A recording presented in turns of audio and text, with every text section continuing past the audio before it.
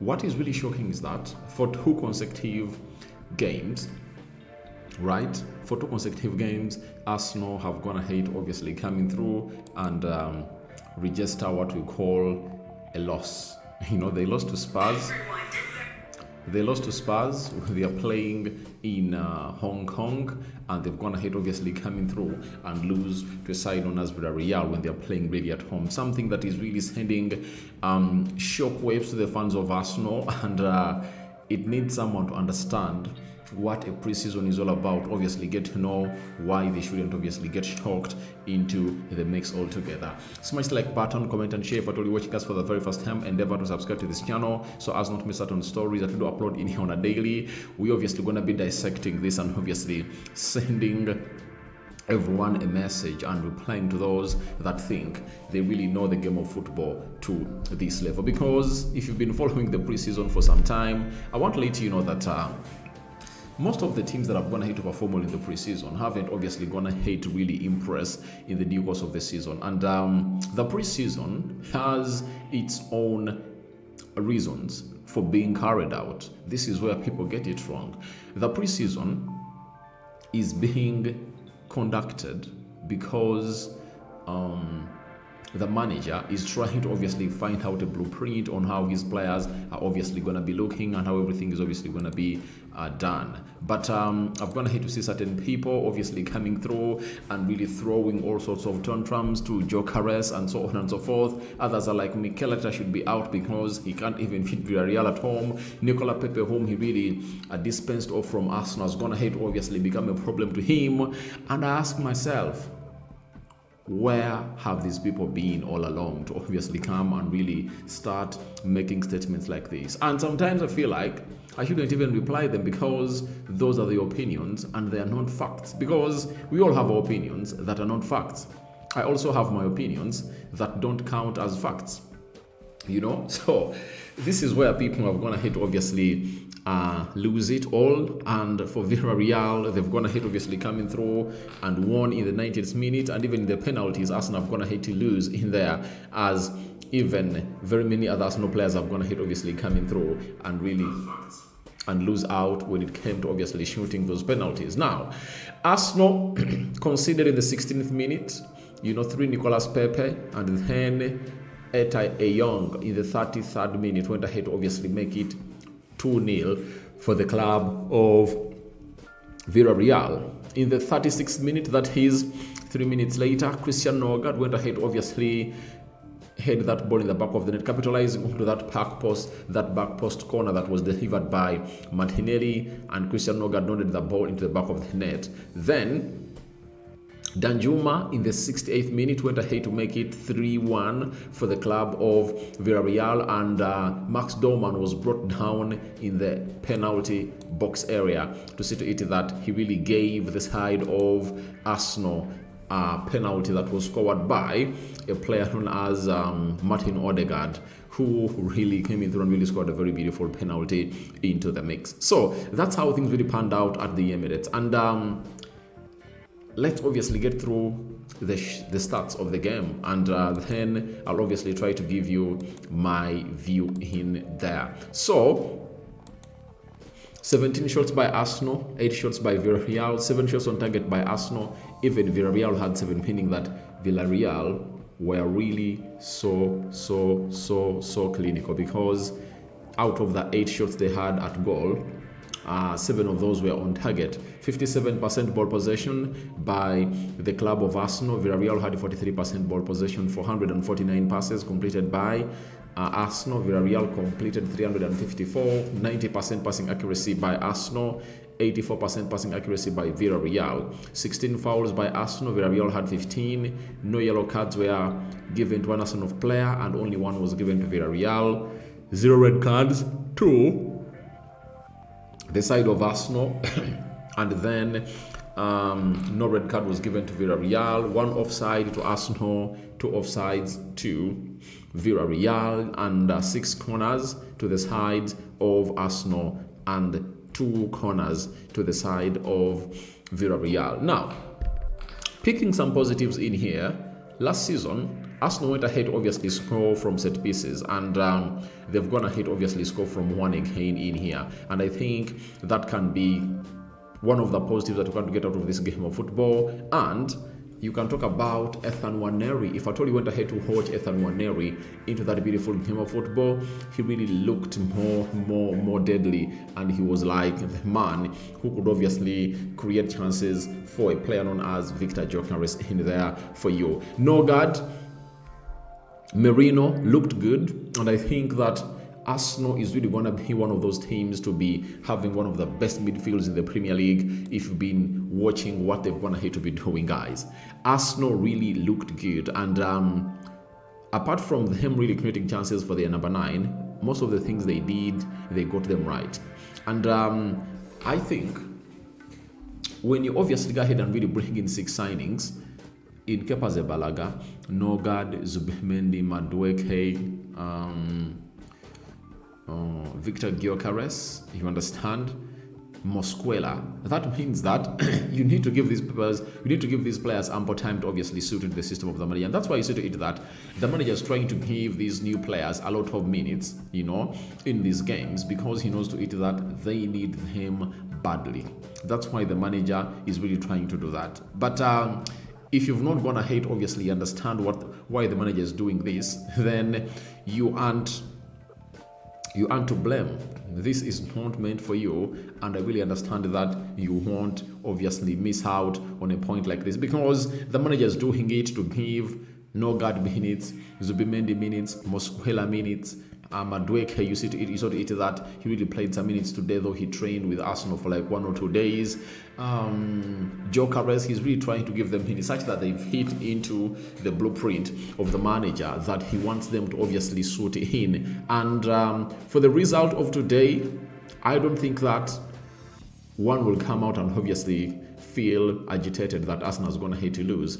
All they are working upon for is a win in there. And I think the manager just didn't want to field the starting 11 that will fit in there, because maybe everyone would have gone ahead to understand that is starting 11. But I think if you watched my match preview today, I think the game they're going to be playing against Atletico Bilbao over the weekend, the manager will have to field that strong starting 11, because that will be the last game they're going to be playing before they obviously play against Man United, and you would have to see your team that you fancy to start play close to 60 minutes together. That is it. And with Gabriel Magalhaes returning, you anticipate that he can command a starting position into the game on Tuesday. Over the weekend. But let's talk about Victor Gyökeres. I've gone ahead to see a start being put outside there that in 60 minutes that Victor Gyökeres has gone ahead to play, he has gone ahead to complete 4 touches only. You understand? Now, for a player who never had a preseason and was in Sweden training alone, coming in through like that, playing 80 minutes in the game of Spurs, he's just trying to cope up with what Arsenal is really doing and the fitness and so on and so forth. I find it insane for someone to come out and obviously start ridiculing him and really doing a lot of banter for this player, because we all understand that he is not yet there.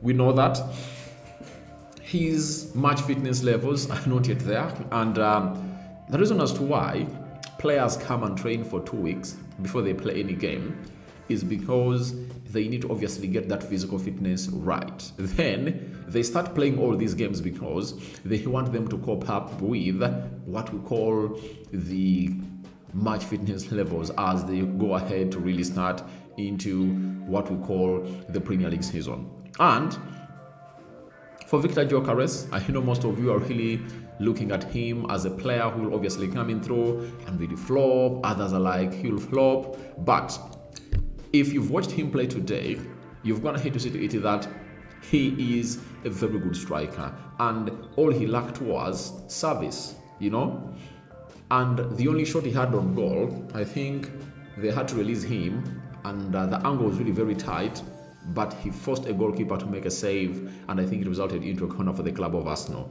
And the lad is that good. the lad is that good. For everyone who doesn't really think that the lad is that good, football is not meant for you. I've seen his runs off the ball, the way he really receives the ball, the way he really turns and twists into the midfield, his sharp touches. You understand?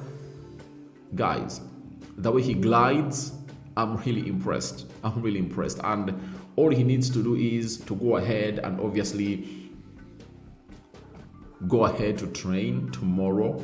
That is Thursday, Friday, and then get prepared for the game they're going to be playing over the weekend. And I see his goal not far away from the game over the weekend. He will be really one of those players to obviously do the needful. I know that Waneri is good, Merino is good, Nogard is good, but I would like to see a midfield of Zubimendi, Declan Rice, and Odegaard. When it's the one really connecting the midfield to the attack of Saka, Martinelli, and Gyökeres, and I think a player like Gyökeres would love to play so much with a player called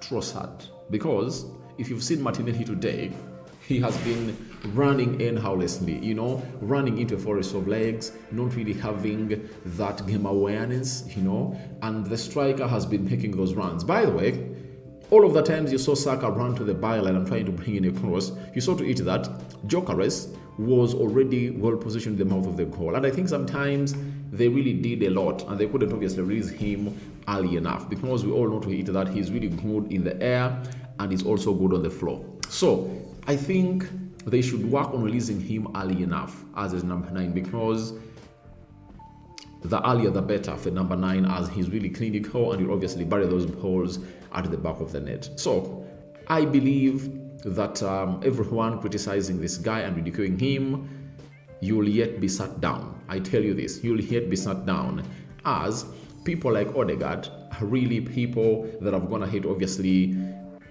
know how to release these players, especially the number 9s. And the moment they click like this, he will obviously let me know what will obviously come out of this. But he's a good player and he has gone ahead to put in some huge performances as a player. I love him and I know he's obviously going to be doing a lot for the club of Arsenal. So Max Dowman impresses again.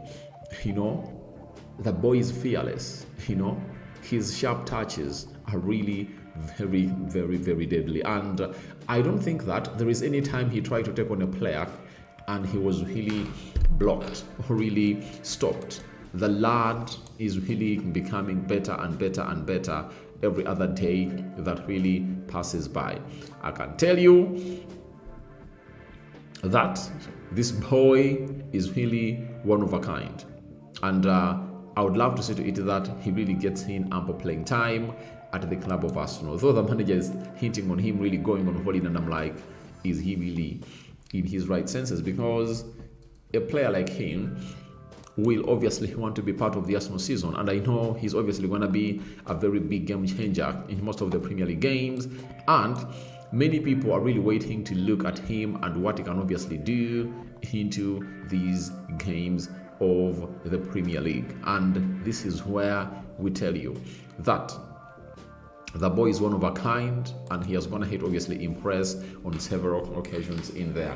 So I'm really impressed with what I've gone ahead to see for Max Dowman, and I know most of you have gone ahead obviously get impressed. And don't take the result.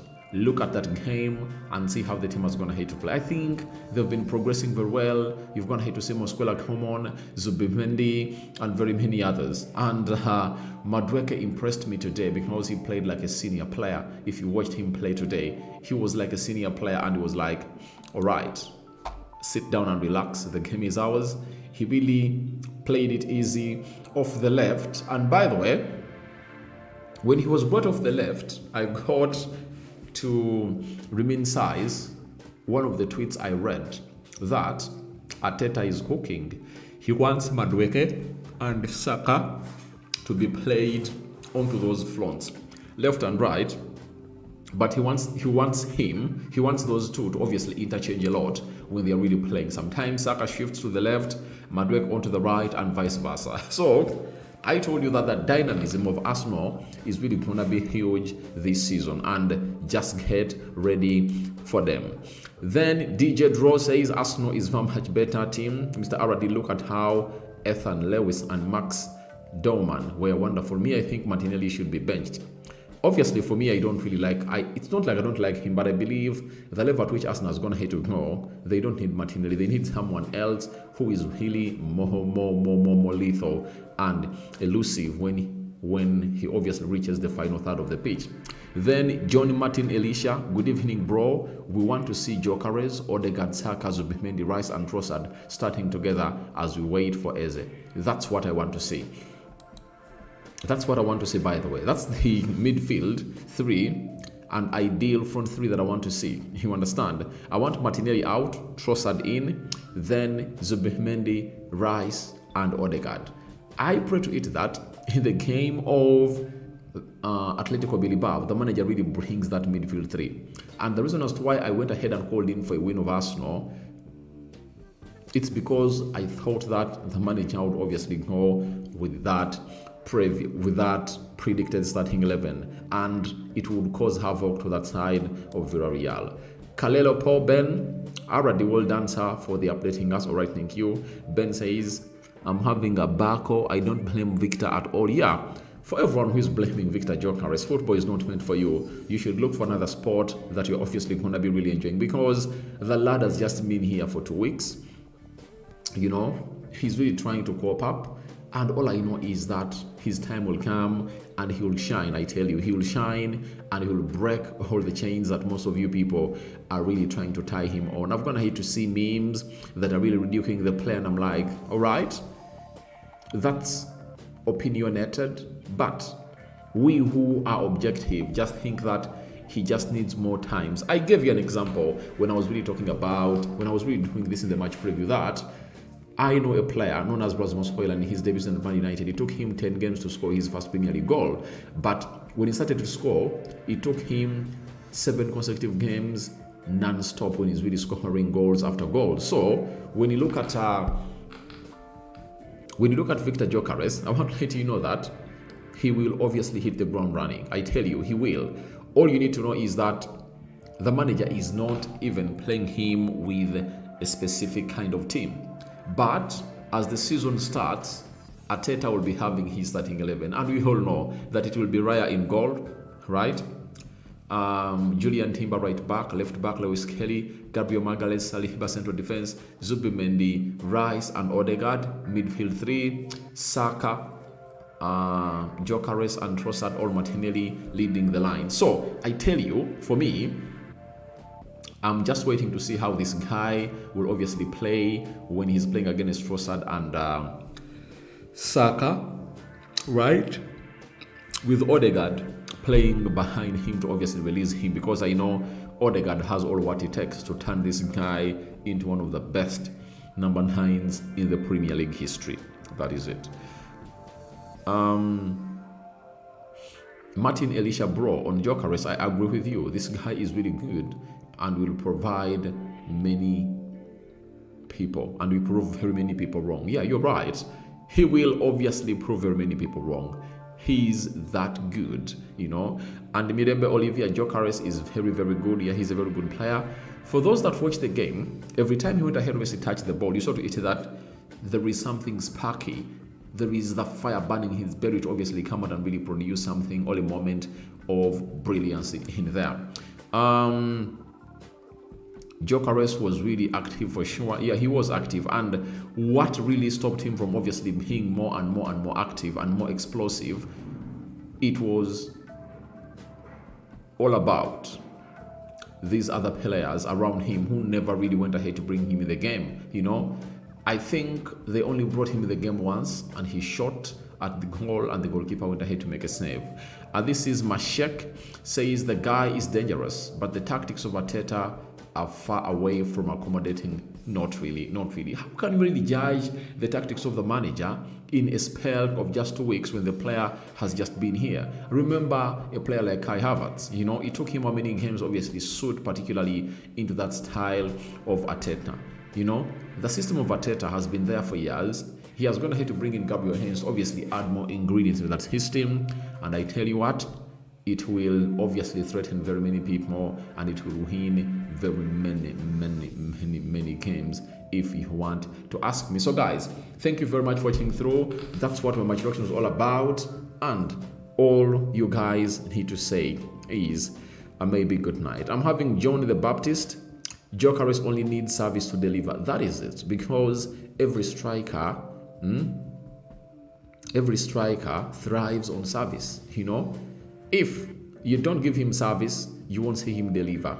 The more chances you create, the more goals he will score, because he's really a very good striker. Simpasa already, thanks for updating us. All right, thank you guys. I had obviously come live again, and you asked for this, and I think on a daily I'll try to obviously come live twice to obviously update you and see what you guys have to say about this. But this is really very interactive, and your reactions to the game are welcome in the comment section below. But for me, Max Dowman just wins the man of the match for me. I don't know who your man of the match was, but he just went ahead to win it. Victor Yugi, it's just a matter of time. Gyökeres will click and goals will come through. You're right. It's just a matter of time, and it just needs more Arsenal players to obviously understand his runs and obviously create more chances for the player. I sign out for now. See you later and